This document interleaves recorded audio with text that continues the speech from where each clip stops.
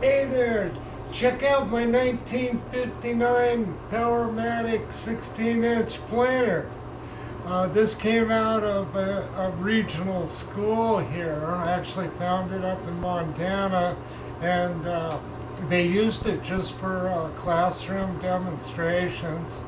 They put a single-phase motor on it and 5 horse, but I got the original 3-phase gear motor with it too. Hey, I'm gonna fire this thing up and show you how it works. I work on the machine shop, then I work down here making things for the house. I got some Western maple, and